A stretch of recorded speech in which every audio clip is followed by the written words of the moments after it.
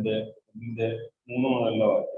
നമ്മുടെ കർത്താവായ യേശുക്രിസ്തുവിന്റെ പിതാവായ ദൈവത്തിന് സ്തോത്രം. അവൻ മരിച്ചവരുടെ ഇടയിൽ നിന്നുള്ള യേശുക്രിസ്തുവിന്റെ പുനരുദ്ധാനത്താൽ തന്റെ കാരുണ്യ പ്രകാരം നമ്മെ ജീവനുള്ള രക്ഷയ്ക്കായി അന്ത്യകാലത്ത് വെളിപ്പെടുവാനിരിക്കുന്ന രക്ഷയ്ക്ക് വിശ്വാസത്താൽ ദൈവത്തിൽ കാക്കപ്പെടുന്നു. നിങ്ങൾക്ക് വേണ്ടി സ്വർഗത്തിൽ സൂക്ഷിച്ചിരിക്കുന്നത് ജയം, മാലിന്യം, വാട്ടം എന്നിവയില്ലാത്തതുമായ അവകാശത്തിനായി വീണ്ടും ജനിപ്പിച്ചു. അതിൽ നിങ്ങൾ ഇപ്പോൾ അല്പനേരത്തേക്ക് നാനാ പരീക്ഷകളാൽ ദുഃഖിച്ചിരിക്കേണ്ടി വന്നാലും ആനന്ദിക്കുന്നു. അഴിഞ്ഞു പോകുന്നതും തീയിൽ ശോധന കഴിക്കുന്നതുമായ പൊന്നിനേക്കാൾ നിങ്ങളുടെ വിശ്വാസത്തിന്റെ പരിശോധന വിലയേറിയത് യേശുക്രിസ്തുവിന്റെ പ്രത്യക്ഷതയും പുകഴ്ചയ്ക്കും തേജസ്സിനും മാനത്തിനുമായി കാണുവാൻ അങ്ങനെ ഇടവരും. അവനെ നിങ്ങൾ കണ്ടിട്ടില്ലെങ്കിലും സ്നേഹിക്കുന്നു, ഇപ്പോൾ കാണാതെ വിശ്വസിക്കുന്നുണ്ട്. നിങ്ങൾ വിശ്വാസത്തിന്റെ അന്ധമായ ആത്മരക്ഷ പ്രാപിക്കുകയും പറഞ്ഞു തീരാത്തതും മഹിമയുള്ളതുമായ സന്തോഷത്തോടെ ആനന്ദിക്കുകയും.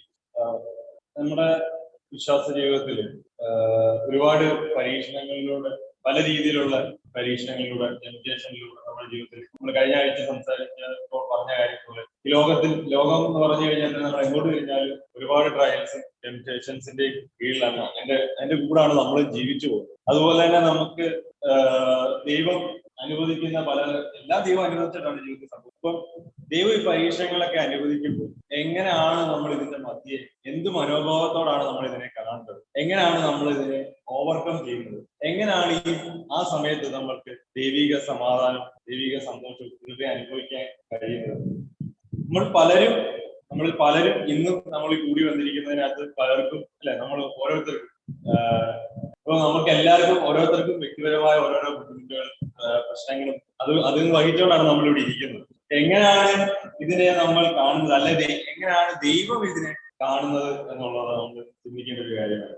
ഈ ദൈവത്തിന്റെ കാഴ്ചപ്പാട് എന്താണ് ഇതിന്റെ ഈ പരീക്ഷണങ്ങളുടെ നടുവിൽ എന്തായിരിക്കണം നമ്മുടെ മനോഭാവം എന്നുള്ളത്. ഒന്ന് പത്രോസിൽ നമ്മൾ വായിച്ചായിരുന്നു, 1 വാക്യം. നമ്മുടെ കർത്താവായ യേശുക്രിസ്തുവിന്റെ പിതാവ്, അത് കഴിഞ്ഞ് 6 മുതലുള്ള വാക്യം. അതിൽ നിങ്ങൾ ഇപ്പോൾ അല്പനേരത്തേക്ക് നാനാ പരീക്ഷകളാൽ ദുഃഖിച്ചിരിക്കേണ്ടി വന്നാലും ആനന്ദിക്കുന്നു. അഴിഞ്ഞു പോകുന്നതും തീയിൽ ശോധന കഴിക്കുന്നതുമായ പൊന്നിനേക്കാൾ നിങ്ങളുടെ വിശ്വാസത്തിന്റെ പരിശോധന വിലയേറിയത്.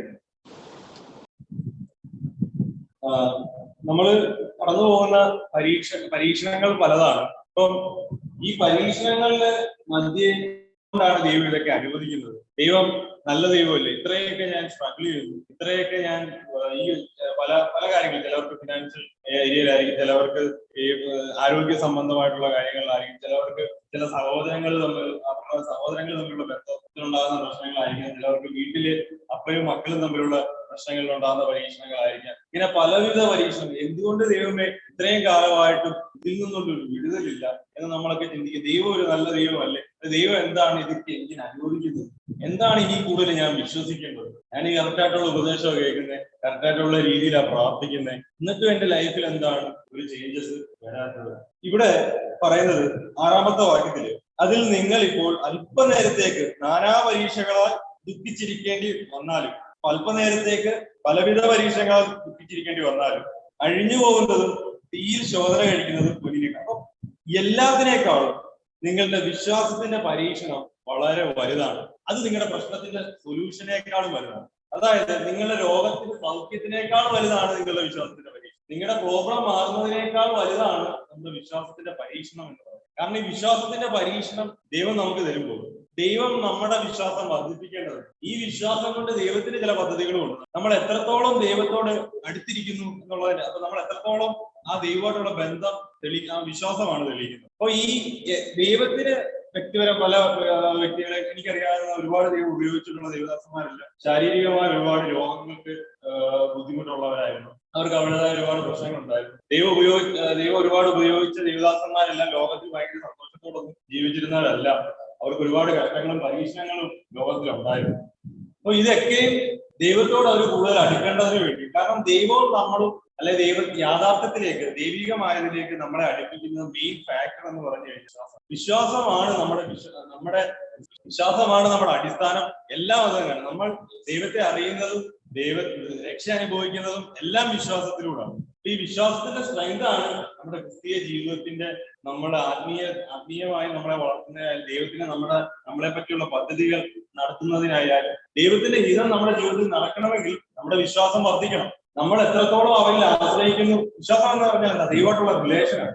ആ റിലേഷൻ എത്രത്തോളം അധികമായിരിക്കുന്നു, അവന്റെ ഹിതം എന്നിൽ നടക്കാൻ, ദൈവത്തിന്റെ ഹിതം എന്നിൽ നടക്കാൻ എത്രത്തോളം ഞാൻ കർത്താവിൽ വിശ്വസിക്കുന്നു, അതനുസരിച്ചാണ് നമ്മുടെ ജീവിതത്തിൽ ദൈവത്തിന്റെ ഹിതങ്ങൾ നടക്കുന്നത്. അപ്പൊ അതുകൊണ്ട് നമ്മുടെ വിശ്വാസത്തിന്റെ പരീക്ഷണം, നമ്മൾ അനുഭവിക്കുന്ന പ്രശ്നം, ഞാനും കുറെ നാളുകളായിട്ട് ബുദ്ധിമുട്ടുന്ന പല മേഖലകളുണ്ട്. ദൈവം നമ്മൾക്ക് അത് പറഞ്ഞു തരും. ഇതൊക്കെ നമ്മൾ കൂടുതൽ കർത്താവിനെ അടുക്കേണ്ടതിന് വേണ്ടി, കർത്താവിൽ ആശ്രയിക്കേണ്ടതിന് വേണ്ടിയാണെന്ന് ദൈവം തന്നെ അത് കാണിച്ചു തരും. കാരണം ഇതിൽ ആശ്രയിച്ചില്ലെങ്കിൽ, ഇതൊക്കെ ഈ വേദനകളൊന്നും ഇല്ലായിരുന്നെങ്കിൽ അത്ര കണ്ട് ദൈവത്തെ ആശ്രയിക്കത്തുമില്ലായിരുന്നു. ദൈവത്തിൽ നമ്മൾ ഓരോരുത്തരും അല്ലേ, ഞാനായാലും ഇവിടെ വന്നിങ്ങനെ ഇരിക്കത്തില്ലായിരുന്നു.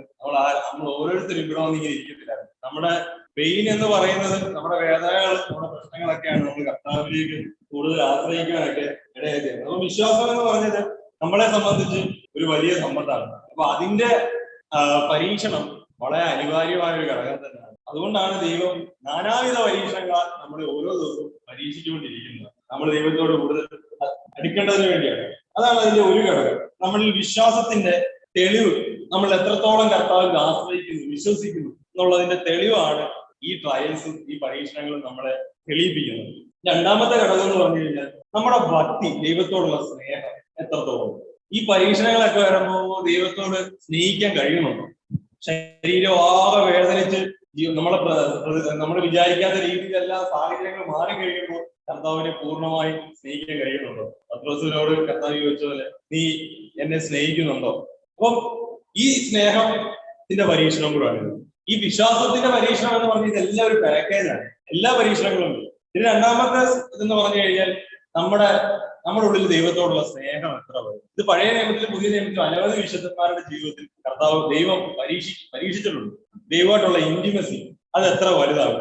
ഈ പ്രശ്നത്തിന്റെ മധ്യേ ദൈവത്തെ സ്നേഹിക്കാൻ കഴിയുന്നുണ്ട്. ക്രിസ്തു എന്റെ രക്ഷകനാണ്, അവൻ എന്നെ പാപത്തിൽ നിന്നും ശാപത്തിൽ നിന്നും രക്ഷിച്ചിരിക്കുന്നു, അവൻ എന്നെ സ്നേഹിക്കുന്നു എന്ന് പറയാൻ കഴിയുന്നുണ്ടോ?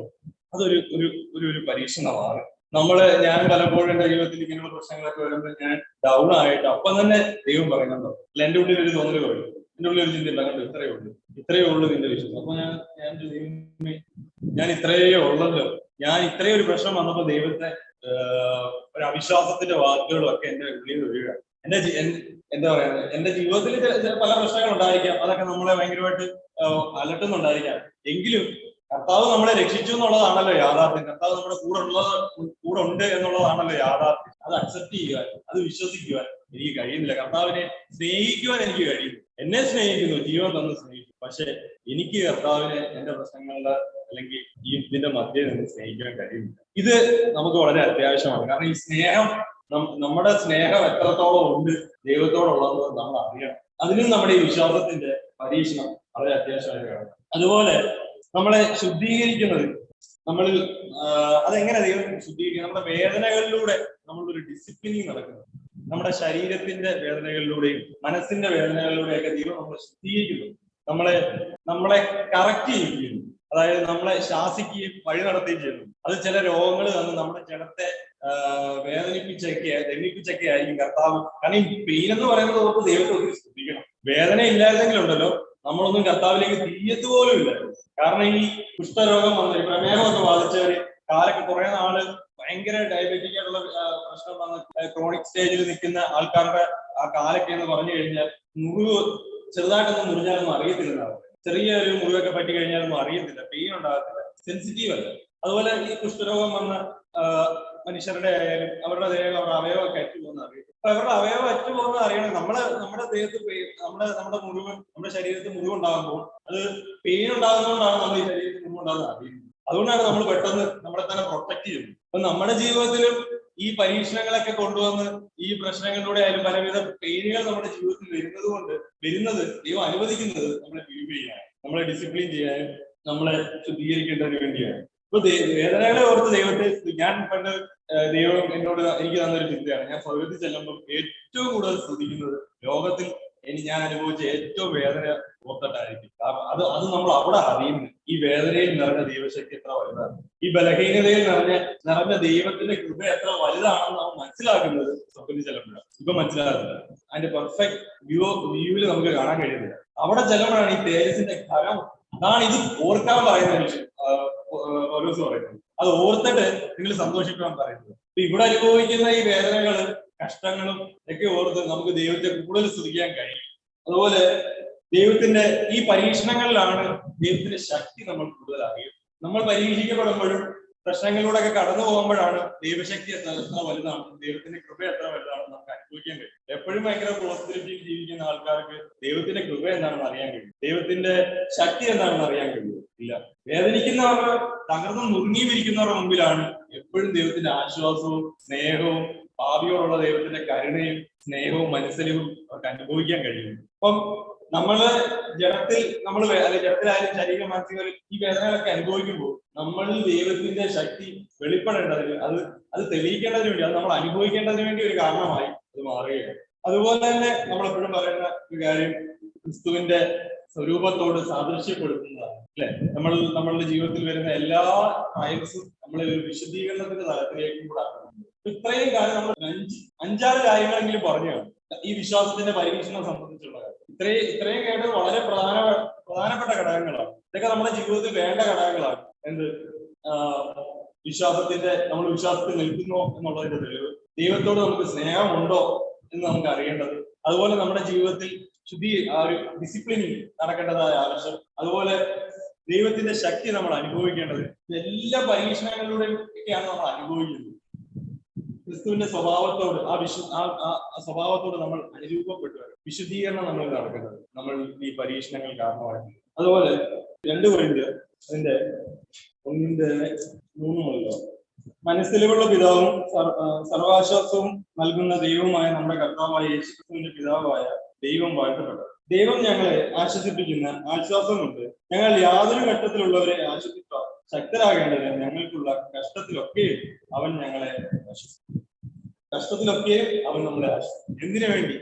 ഇതുപോലെ കഷ്ടം അനുഭവിക്കുന്ന അനേകം ആശ്വാസമായി നമ്മൾ മാറേണ്ടതിന് വേണ്ടി. ഞാൻ കഷ്ടം അനുഭവിക്കുമ്പോൾ കർത്താവ് എന്നെ ആശ്വസിപ്പിക്കുന്ന ഈ ആശ്വാസമാണ് ഞാൻ മറ്റുള്ളവർക്ക് ആശ്വാസമായിട്ട് പകരുന്നത്. അതായത് ഞാൻ എന്റെ ലൈഫിൽ ഒരു വർഷം മുമ്പ് വളരെ വേദനയിലൂടെ കടന്നുപോയ സമയത്ത് എന്നെ ദൈവം ആശ്വസിപ്പിച്ചൊരു രീതി, ദൈവത്തിന്റെ സ്നേഹം ഞാൻ അനുഭവിക്കുന്നുണ്ട്. ഇതാണ് ഇന്ന് ഇതേ സ്റ്റേജിലൂടെ കടന്നു പോകുന്ന ആൾക്കാരെ കാണുമ്പോൾ എനിക്ക് അവരോട് പറയാനുള്ളത്, അവരെ ആശ്വസിപ്പിക്കാനുള്ളത്. കാരണം എന്നെ ദൈവം ആശ്വസിപ്പിച്ച ഈ ആശ്വാസമാണ് ഞാൻ മറ്റുള്ളവരെ ആശ്വസിപ്പിച്ചത്. അപ്പൊ എന്റെ ജീവിതത്തിൽ ദൈവം നടത്തിയ ആ പരീക്ഷണം അതിലൂടെ എനിക്ക് കിട്ടിയ ആശ്വാസമാണ് ഞാൻ മറ്റുള്ളവരെ ആശ്വസിപ്പിക്കുകയും ചെയ്യും. അപ്പൊ നമ്മുടെ ജീവിതത്തിലായാലും ദൈവം അനുവദിക്കുന്ന കഷ്ടങ്ങളും പ്രയാസങ്ങളും ബുദ്ധിമുട്ടുകളിലും ഒക്കെ ദൈവം നമ്മളെ ആശ്വസിപ്പിക്കുന്നു. ആശ്വാസം എന്ന് പറഞ്ഞു കഴിഞ്ഞാൽ ഇതിന്റെ മധ്യേ ദൈവം നമ്മളെ ശ്രദ്ധിക്കും, ദൈവം നമുക്കൊരു സമാധാനം നൽകും. കർത്താവ് വാഴുന്നു, അവൻ സകലത്തിന് മേൽ വാഴുന്നു, ഞാൻ നിന്നോട് കൂടെയുണ്ട്, ഒരിക്കലും ഞാൻ നിന്നെ തള്ളിക്കളയത്തില്ല. അവൻ കർത്താവിന്റെ ആ സ്നേഹം, അത് ആത്മാവ് നമുക്ക് നൽകുന്ന ഒരു സമാധാനം. ഇതൊക്കെ നമുക്ക് മറ്റുള്ളവരെ ആശ്വസിപ്പിക്കാനും മറ്റുള്ളവർക്ക് ഇതെല്ലാം ദൈവം ആക്കി വെച്ചിരിക്കുന്നതാണ്. സഭയുടെ വളർച്ചയ്ക്ക് വേണ്ടി എല്ലാം ദൈവം ആക്കി വെച്ചിരിക്കുന്ന ഘടകങ്ങളാണ്. അപ്പൊ നമ്മുടെ ജീവിതത്തിൽ വരുന്ന ഈ പരീക്ഷണങ്ങൾ നമ്മൾ ആശ്വസിക്കുന്ന ആശ്വാസമാണ് മറ്റുള്ളവർക്ക് അത് ആശ്വാസമായിട്ട് മാറുന്നത്. നാനാവിധ പരീക്ഷണങ്ങളിൽ നമ്മൾ കടന്നു പോകുമ്പോൾ ആനന്ദിപ്പിക്കും. 6ാമത്തെ വാക്യം, അതിൽ നിങ്ങൾ ഇപ്പോൾ അല്പനേരത്തേക്ക് നാനാ പരീക്ഷണങ്ങളാൽ ദുഃഖിച്ചിരിക്കേണ്ടി വന്നാലും ആനന്ദിക്കുന്നു. അഴിഞ്ഞു പോകുന്നതും തീയിൽ ശോധന കഴിക്കുന്നതുമായ ഒന്നിനേക്കാൾ നിങ്ങളുടെ വിശ്വാസത്തിന്റെ പരിശോധന വിലയേറിയത്. അതൊരു വിലയേറിയതെന്ന് നമ്മൾ കാണണം. ഇത് നടക്കേണ്ടിയിരിക്കുന്നു, ഇത് അത്യാവശ്യമാണ്. കർത്താവെ, എന്റെ വിശ്വാസത്തിന്റെ പരീക്ഷണം വളരെ അത്യാവശ്യമായ ഘടകമാണ് എന്ന് നാം അറിയേണ്ടിയിരിക്കുന്നു. അപ്പൊ ഈ പരീക്ഷകളോടെല്ലാം കടന്നു പറഞ്ഞ ദൈവം നമുക്കൊരു സമാധാനം നൽകുന്നുണ്ട്. കാരണം ഈ പരീക്ഷകളെ കടക്കുമ്പോൾ നാം അതിനെ നോക്കാതെ കർത്താവ് നമ്മളിലൂടെ ചെയ്യുന്ന വലിയ പ്രവർത്തികൾ, ഇത്രയും കാര്യങ്ങൾ ഈ പരീക്ഷണങ്ങളിലൂടെ ദൈവം എന്നെ പഠിപ്പിക്കുകയാണ്. എന്റെ വിശ്വാസത്തിന്റെ അളവ് ദൈവം കാണിക്കുന്നു, ഞാൻ ദൈവത്തോടുള്ള സ്നേഹത്തെ ദൈവം കാണിക്കുന്നു. അതുപോലെ ആ സ്നേഹത്തെ എനിക്ക് കാണുമ്പോൾ ഞാൻ എനിക്ക് സ്നേഹമുള്ള കർത്താവിൽ കൂടുതൽ സ്നേഹിക്കുവാനും കർത്താവിൽ കൂടുതൽ ആശ്രയിക്കുവാനും ദൈവത്തിന്റെ വലിയ പ്രവൃത്തികൾ എനിക്കിവിടെ തെളിവായി വരുന്നു. അപ്പൊ ഇത്രയും മനോഹരമായ കാര്യങ്ങൾ എന്തിലൂടെ നടക്കുന്നത്? ഈ കഷ്ടങ്ങളുടെ ഇടയിലൂടെ നടക്കുന്നത്. അപ്പൊ ക്രിസ്തുവിൽ ആയിരിക്കുന്ന ഒരു വ്യക്തി നമ്മുടെ കഷ്ടങ്ങളല്ല നോക്കേണ്ടത്, ഈ കഷ്ടങ്ങളുടെ നടുവിലൂടെ ദൈവം എന്നെ മനോഹരമായി നടത്തിക്കൊണ്ടുപോകും. ദൈവത്തിന്റെ ഒരു വലിയ പദ്ധതിക്കായിട്ട് എന്നെ ഇങ്ങനെ നടത്തിക്കൊണ്ടുപോകും. അത് കണ്ടിട്ട് നമുക്ക് ദൈവസന്നിധി സമാധാനമുള്ളവരായി, സ്വസ്ഥതയുള്ളവരായി, നന്ദിയുള്ളവരായി ഇരിക്കാൻ കഴിയും.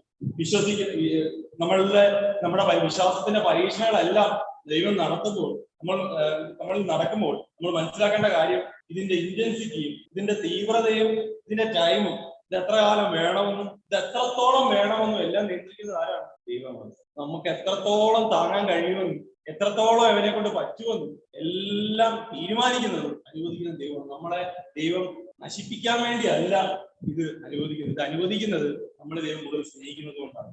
നമ്മൾ വിശ്വാസം വർദ്ധിക്കേണ്ടതിന് വേണ്ടിയാണ് ദൈവത്തിന് നമ്മളെ പറ്റി പദ്ധതികൾ ഉണ്ടായതുകൊണ്ടാണ്. അതുപോലെ തന്നെ ഇത് അനുവദിക്കുമ്പോൾ ദൈവം നമ്മുടെ മുൻകാലങ്ങൾ ഇത് നമ്മൾ മുന്നോട്ട് പോകുന്നത് എങ്ങനെയാണെന്ന് കാണുന്നതുകൊണ്ട് നമ്മൾ ചതിക്കുഴിയിലേക്ക് പോകാൻ വേണ്ടി ദൈവം ഒരിക്കലും ഒന്നും അനുവദിക്കുന്നില്ല. നമ്മുടെ തകർച്ചയ്ക്കായിട്ടോ നാശത്തിനായോ ദൈവം ഒന്നും അനുവദിക്കുന്നില്ല. എല്ലാം നന്മയ്ക്കായി കൂടി ദൈവം വ്യാപരിക്കുന്നു. അതുപോലെ ഇബ്രായർക്കെഴുതിയ ലേഖനം അതിന്റെ 2-ാം അധ്യായത്തിന്റെ 18-ാം വാക്യത്തില് കർത്താവ് നാനാവിധ പരീക്ഷണങ്ങളാൽ താൻ തന്നെ പരീക്ഷിതരായി കഷ്ടം അനുഭവിച്ചിരിക്കയാൽ പരീക്ഷിക്കപ്പെടുന്നവർക്ക് സഹായിപ്പാൻ കഴിവുള്ളവനാകും. താൻ പരീക്ഷിക്കപ്പെട്ടുകൊണ്ട്, താൻ സകലത്തിലും പരീക്ഷിക്കപ്പെട്ടുകൊണ്ട് തന്റെ മുന്നിൽ ഇരിക്കുന്ന നമ്മുടെ ഓരോരുത്തരെയും തനിക്ക് സഹായിക്കുവാൻ മനസ്സുള്ളവനാണ്. അവൻ അറിയാൻ നമ്മുടെ തലക്കിന്റെ സംഭവമാണ്. അതുപോലെ നമ്മളും അതിന്റെ അവന്റെ കഷ്ടാനുഭവങ്ങൾക്ക് ഓഹരിക്കാരായി മാറുകയാണ്. അതാണ് നമ്മുടെ പേരുള്ള വിളി എന്ന് പറയുന്നത്. അപ്പം നമ്മൾ അനുഭവിക്കുന്ന കഷ്ടങ്ങളിലൂടെ മറ്റുള്ളവർക്ക് ജീവനും അവർക്ക് ആശ്വാസവും അവരെ കൂടുതൽ മനസ്സിലാക്കുവാനും നമ്മൾ കാരണമായിട്ടുണ്ട്. അപ്പൊ നമ്മുടെ കഷ്ടങ്ങളാണ് വളരെ വേദനയിലിരിക്കുന്ന മറ്റു സഹോദരങ്ങളെ പാപിയായ, ഇപ്പം ഉദാഹരണത്തിന് ഞാൻ ലോകത്തിൽ പാപം ചെയ്ത് ജീവിച്ച ഒരു മനുഷ്യൻ, എന്നിട്ട് ഞാൻ രക്ഷയിൽ വന്നു, കർത്താവ് എന്നെ വിളിച്ചു. അതുപോലെ തന്നെ ഇതേ സാഹചര്യത്തിലൂടെ നാളെ ഒരു മനുഷ്യൻ എന്റെ മുന്നിലൂടെ കടന്നു പോകും. മറ്റുള്ളവരെക്കാൾ എല്ലാ അധീനമായി എനിക്ക് അയാളെ മനസ്സിലാക്കുന്നു. മറ്റുള്ളവരെക്കാൾ എല്ലാ അധീനമായി എനിക്ക് അയാളെ സ്നേഹിക്കാൻ കഴിയും. എനിക്ക് എന്റെ മുന്നിൽ വരുന്ന ഒരാളെ പോലും ജഡ്ജ് ചെയ്യാനോ വിധിക്കാനോ നാവുകത്തില്ല. കാരണം ഞാൻ എന്തായിരുന്നു എന്നും ഇപ്പോഴെന്താണെന്നും എനിക്കറിയാം. ഇതെല്ലാം എന്റെ പരീക്ഷണത്തിലൂടെയാണ് ഞാൻ അറിഞ്ഞത്. എങ്ങനെയാണെന്ന് ഞാൻ എന്താണെന്ന് അറിഞ്ഞത് എങ്ങനെയാ? കർത്താവ് എന്നെ ഉള്ളിലുള്ളത് പുറത്ത് കൊണ്ടുവന്നതിലൂടെയാണ് ഞാൻ അറിഞ്ഞത്. അപ്പൊ ഈ പരീക്ഷണങ്ങൾ നമ്മുടെ സഹോദരങ്ങളെ അല്ലെങ്കിൽ നമ്മുടെ മുന്നിൽ വരുന്നവരെ മറ്റുള്ളവരെ കൂടുതൽ അറിയണം. കർത്താവ് അതുപോലെ അറിഞ്ഞല്ലോ. നമ്മുടെ കർത്താവ് താൻ തന്നെ പരീക്ഷിതനായി കഷ്ടം അനുഭവിച്ചിരിക്കാൻ പരീക്ഷിക്കപ്പെടുന്നവർക്ക് സഹായിപ്പാൻ കഴിവുള്ളവർ. നമ്മൾ അനുഭവിക്കുന്ന സകല കഷ്ടങ്ങളിലൂടെ കർത്താവ് കടന്നുപോയി എന്നുള്ളതാണ് നമുക്ക് അവന് മുന്നിലുള്ള സ്വാതന്ത്ര്യം. ഞാൻ കടന്നുപോയത് എല്ലാ വഴിയിലൂടെയും എന്റെ കർത്താവ് കടന്നു പോയിട്ടുണ്ട്, പാപ ഒഴികെ. അതാണ് എനിക്ക് കർത്താവിന് മുമ്പിലുള്ള സ്വാതന്ത്ര്യം.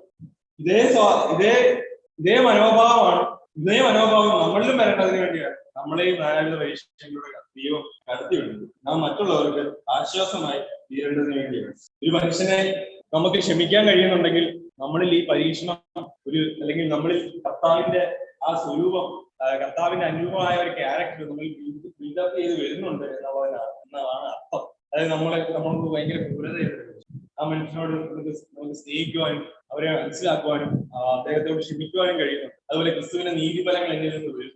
ഇതിന്റെയൊക്കെ തെളിവ് നമ്മളിൽ പരീക്ഷണങ്ങൾ നടക്കുന്നതൊന്നും വൃഥാവല്ല. നമ്മളിൽ ഇതെല്ലാം കർത്താവിന്റെ ക്യാരക്ടർ ഉണ്ടാക്കുന്നുണ്ട് എന്നുള്ളതിന്റെ തെളിവുകളാണ്. അതുപോലെ നമ്മളെ പരീക്ഷണത്തിൽ വിട്ടുകൊടുക്കുമ്പോഴും കർത്താവ് നമ്മളെ ഒരിക്കലും ഉപേക്ഷിക്കുന്നില്ല. നമ്മളെ എങ്ങും ഉപേക്ഷിച്ച് കളയുന്നില്ല. കർത്താവിന്റെ കരങ്ങളിൽ തന്നെ എപ്പോഴും നമ്മൾ ഉണ്ടായിരിക്കും. നമ്മൾ പരീക്ഷയിൽ ആയിരിക്കുമ്പോഴും അവൻ നമ്മെ ഉപേക്ഷിക്കാൻ ആഗ്രഹിക്കുന്നത് പോലുമില്ല. ഒരിക്കലും ഉപേക്ഷിക്കാൻ ഒരു സമയത്ത് പോലും ചിന്തിക്കും നിങ്ങളെ നശിപ്പിക്കുന്നു. കാരണം തന്റെ പുത്രന്റെ കയ്യിലേൽപ്പിച്ചതിൽ മുഴുവൻ പോലും നഷ്ടപ്പെട്ടു പോകാറ് പുത്രന്റെ നാളിൽ ഉയർത്തെഴുന്നേൽക്കേണ്ടതിന് വേണ്ടിയാണ് അധ്വാനം മുഴുവൻ. ദൈവത്തിന്റെ അധ്വാനം മുഴുവൻ, ദൈവത്തിന്റെ ആത്മാവ് പരിവർത്തിക്കുന്നതും ജാഗരിക്കുന്നതും സഭയുടെ മേലും സൃഷ്ടികളുടെ മേലും വ്യാപരിക്കുന്നതെല്ലാം ഈ വീണ്ടെടുപ്പിനും നമ്മളെ ഓരോരുത്തരെയും പിതാവിന്റെ മുന്നിൽ വിശുദ്ധരും നിഷ്കളങ്കരുമായി നിർത്തുക എന്നുള്ള ദൈവത്തിന്റെ വലിയ പദ്ധതികൾക്ക് നമ്മളൊക്കെ, ഞാൻ ഉൾപ്പെടെ നമ്മളെല്ലാം കുഞ്ഞുങ്ങളാണ്. ഒന്നും അറിയുന്നില്ല. നമ്മളൊക്കെ ഇപ്പോഴും ദൈവം വെളിപ്പെടുത്തി തന്ന വീണ്ടെടുപ്പിന്റെ ഭാഗമായ കാര്യങ്ങൾ മാത്രമേ അറിയുന്നുള്ളൂ. കുഞ്ഞുങ്ങൾ അത്രയും അറിഞ്ഞാൽ മതിയെന്ന അപ്പൻ ആഗ്രഹിക്കുന്നത്. നമ്മൾ ദൈവത്തിന്റെ കരങ്ങളിൽ സുരക്ഷിതരാണ്. നമ്മൾ അവരുടെ കുഞ്ഞുങ്ങളാണ്. നമ്മളെ അവർ ഒരിക്കലും നശിപ്പിക്കാൻ ആഗ്രഹിക്കുന്നില്ല. നമ്മളെ ഇതിലൂടെ എല്ലാം കടത്തിക്കൊണ്ട് പോകുമ്പോൾ എന്റെ കുഞ്ഞുങ്ങൾ എന്റെ കയ്യിൽ നിന്ന് നിങ്ങളെ ആരും തട്ടിപ്പറിക്കത്തില്ല. ദൈവം അത്ര വലിയ ഉറപ്പാണ് ഇത് തന്നിരിക്കുന്നത്. അതുപോലെ തന്നെ 1 കൊരിന്ത്യർക്ക് എഴുതിയ ലേഖനം അതിന്റെ 10-ന്റെ 13 മനുഷ്യർക്ക് നടപ്പില്ലാത്ത പരീക്ഷ നിങ്ങൾക്ക് നേരിട്ടിട്ടില്ല. ദൈവം വിശ്വസ്തൻ. നിങ്ങൾക്ക് കഴിയുന്നതിന് മീതെ പരീക്ഷ നേരിടുവാൻ സമ്മതിക്കാതെ നിങ്ങൾക്ക് സഹിപ്പാൻ കഴിയേണ്ടത് പരീക്ഷയുടെ കൂടെ അവൻ പോക്കുവഴിയും ഉണ്ടാക്കും. ഇംഗ്ലീഷിൽ പറഞ്ഞിരിക്കുന്നത് but with the temptation he will also provide the way of escape. നമ്മൾ പരീക്ഷിക്കപ്പെടുന്നുണ്ട്, ദൈവത്താൽ അനുവദിച്ചിട്ട് നടക്കുന്നു. ഒരു ദൈവ പൈതൽ ലോകത്തിൽ പരീക്ഷിക്കപ്പെടുന്നതും അവിശ്വാസി ലോകത്തിൽ ദുഃഖം അനുഭവിക്കുന്നതും രണ്ടും രണ്ടാണ്.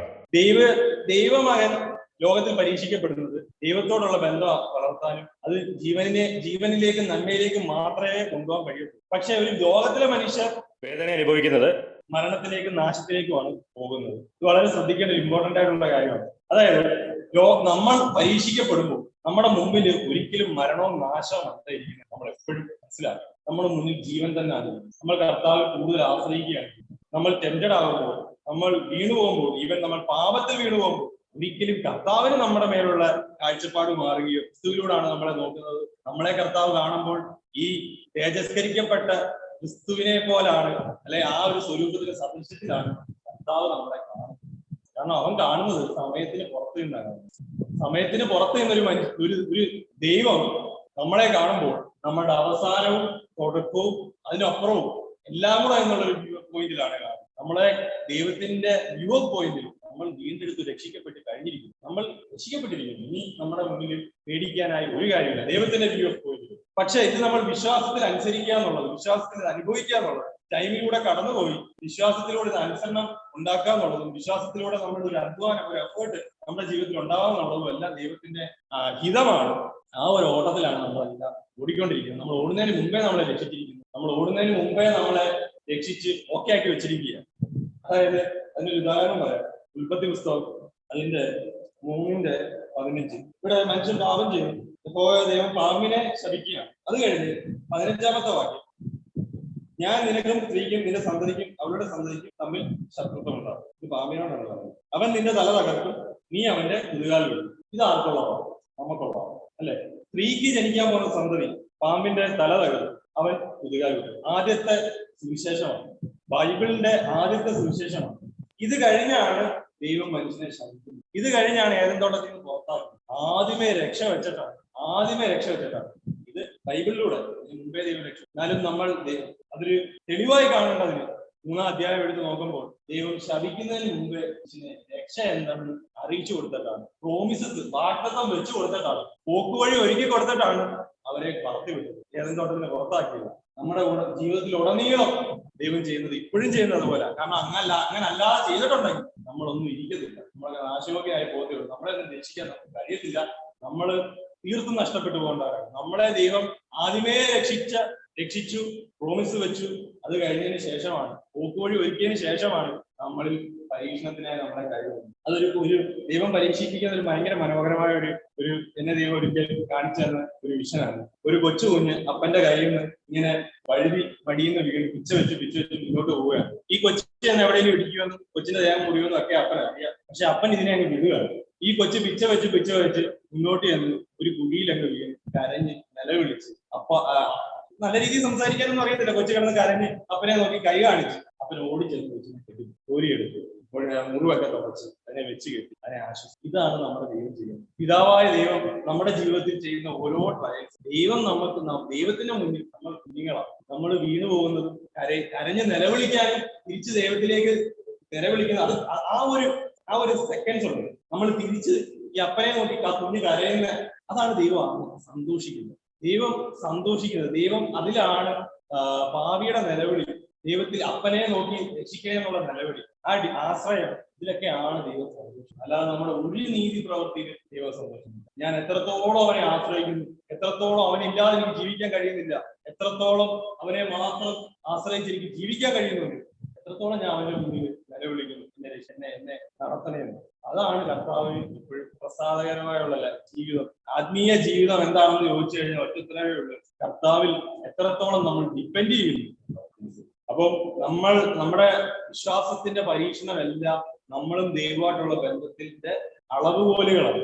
അതായത് നമ്മൾ എത്രത്തോളം അടുത്തിരിക്കുന്നു, നമ്മൾ എത്രത്തോളം അവനെ സ്നേഹിക്കുന്നു, എത്രത്തോളം അവന്റെ ശക്തി അനുഭവിച്ചിരിക്കുന്നു, എത്രത്തോളം അവന്റെ കൃപ അനുഭവിച്ചിരിക്കുന്നു, എത്രത്തോളം നമ്മൾ മറ്റുള്ളവരെ ഈ പരീക്ഷണത്തിൽ അല്ലെങ്കിൽ നമ്മൾ ഇതിലൂടെ കടന്നു പോകുമ്പോൾ എത്രത്തോളം നമുക്ക് മറ്റുള്ളവരെ മനസ്സിലാക്കാൻ കഴിയും. അപ്പം നമ്മുടെ പരീക്ഷണങ്ങളുടെ എല്ലാം പർപ്പസ് ഇതാണ്. ദൈവമല്ലാതെ ചുമ്മാതൊന്നും ഒരു മനുഷ്യനെ, ഒരു ദൈവമക്കളുടെ ജീവിതത്തിൽ ചുമ്മാതൊന്നും ഒരു കഷ്ടം വരുത്തില്ല. അതുകൊണ്ട് നിങ്ങളുടെ ജീവിതത്തിൽ ഇരിക്കുന്ന എല്ലാ കഷ്ടങ്ങൾക്കും ദൈവത്തിന്റെ പദ്ധതി. അത് നിങ്ങളെ പറ്റി, ഓരോ വ്യക്തികൾക്കും ദൈവത്തിന് പ്രത്യേകമായ പർപ്പസിലൂടെയാണ് ദൈവം കടത്തിക്കൊണ്ട് പോകുന്നത്. അവരെ ഓരോരുത്തരെയും അത് നടത്തുന്നത്, അനുവദിക്കുന്നത് അവരെ പറ്റി പ്രത്യേക ഇടങ്ങൾ ദൈവത്തിന് ഉണ്ടായതുകൊണ്ടാണ്. നമ്മൾ നോക്കുമ്പോൾ നമ്മൾ ഇന്നും നാളെയും മാത്രമേ കാണുന്നുള്ളൂ. ദൈവം നിത്യതയിലിരുന്ന് ദൈവത്തിന്റെ പദ്ധതികളും ഈ വ്യക്തിയെ പറ്റിയുള്ള പദ്ധതികളും നാളെ പറ്റിയുള്ള കാര്യങ്ങളും എല്ലാം കാണുകയാണ്. എന്നിട്ടാണ് ദൈവം ഈ പരീക്ഷണങ്ങളൊക്കെ അനുവദിക്കുന്നത്. അത് നമ്മുടെ ജീവിതത്തെ അനുഭവിക്കുമ്പോൾ അത് ശരീരമായി നമ്മൾ കാണുന്നു. അപ്പം വെറുതെ ഒന്നും നമ്മുടെ ജീവിതത്തെ അനുവദിക്കുന്നില്ല. അനുവദിക്കുന്നതെല്ലാം നന്മയ്ക്കായി കൂടി അനുവദിക്കുന്നു. ഒരു വിശ്വാസിയുടെ ജീവിതത്തിൽ സംഭവിക്കുന്ന എല്ലാം നന്മയ്ക്കായി കൂടി വ്യാപരിക്കുന്നു. അത് നമ്മൾ കർത്താവിനോടുകൂടെ ഉയർത്തെഴുന്നേൽക്കുന്നു. കർത്താവ് നമ്മൾ പുത്രന്റെ അനുഭവത്തിൽ അവനോടുകൂടെ യുഗായുഗങ്ങൾ വാസം ചെയ്യുവാൻ നമ്മളെ യോഗ്യരാക്കി മാറ്റുന്നത് എല്ലാം ഈ പരീക്ഷണങ്ങളും ഈ ട്രയൽസുമാണ്. നമ്മൾ ഇവിടെ ആയിരിക്കുന്നത് എന്തിനാണെന്ന് ചോദിച്ചു കഴിഞ്ഞാൽ അതിന്റെ ഒരു ഘടകം ഈ ട്രയൽസ് ആണ്. ട്രയൽസ് ഇല്ലാത്തൊരു മനുഷ്യൻ ലോകത്തിരിക്കുന്നുണ്ട്, അവൻ ദൈവമകനല്ല, ദൈവമക്കളല്ല. ഒരുവനിൽ പരീക്ഷണമില്ല എങ്കിൽ അവൻ ദൈവത്തിന്റെ പൈതലല്ല എന്നാണ്. കാരണം വിടുക എന്നുള്ളതാണ് നമ്മൾ ഇവിടെ ആയിരിക്കുന്നതിന്റെ ഒരു കാര്യം. അപ്പോൾ നമ്മൾ ഈ പരീക്ഷണങ്ങളുടെ മധ്യേ ദൈവത്തിന് നന്ദിയുള്ളവരായി തീരാം, ദൈവത്തെ സ്തുതിക്കുന്നവരായി ഒരു സ്തോത്ര യാഗം നമ്മുടെ ഉള്ളിൽ നിന്ന് കുട്ടി ഒഴുകണം. അതായത് ഒരേ നിമിഷം ഞാൻ എന്റെ ഇഷ്ടങ്ങളോടെല്ലാം യാഗമായി തീരുകയാണ്. എങ്കിലും കർത്താവെ, ഞാൻ അങ്ങേ നന്ദി പറയുന്നു. അങ്ങയുടെ മനോഹരമായ ഹിതം എന്നിലൂടെ നിറവേറുന്നത് കണ്ടിട്ട്, അങ്ങയുടെ വലിയ പദ്ധതികൾ എന്നിലൂടെ നിറവേറുന്നത് കണ്ടിട്ട് ഞാൻ അങ്ങേ സ്തുതിക്കുന്നു. ഇതാണ് അവന്റെ മുന്നിൽ ഒരു യാഗമായി തീരുന്നത്. ഇതാണ് അവന്റെ മുന്നിൽ എന്താണ് ഹനനയാഗമായി, ഹോമയാഗമായി മാറുന്നത്. കർത്താവിന്റെ സന്നിധിയെ സൗരഭ്യവാസനയാൽ ഉളവാക്കുന്ന രീതിയിൽ നമ്മുടെ ആ സ്തോത്രയാഗങ്ങൾ ദൈവത്തിന് പ്രസാദകരമായി തീരും.